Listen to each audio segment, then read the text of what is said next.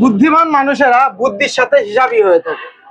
So অনেকেই আছেন যারা আসলে টাকা সেভ করতে চাচ্ছেন, সেম বাইকে অল্প কিছু চলা নতুনের মতো বাইক পাচ্ছেন, বাট এর মাঝখানে অনেক টাকা সেভ করে ফেলেছে।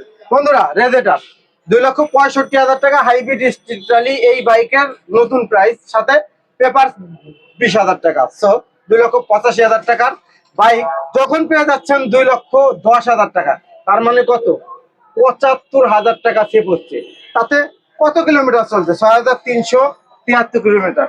বন্ধুরা, 6,373 কিলোমিটার চললে বাইকটা অনেক অনেক ফ্রেশ থাকে, অন্তত 2-3 বছর স্বাচ্ছন্দ্যে চালানো যায়। সো অনেকে আছেন মডেল চেঞ্জ করেন, সো নতুন বাইক কেন কিনবেন এই চিন্তার থেকে টাকাও সেভ হবে, বাইকও চালাবেন নিশ্চিন্তে, আবার বিক্রির সময় রিসেল ভ্যালু পাবেন।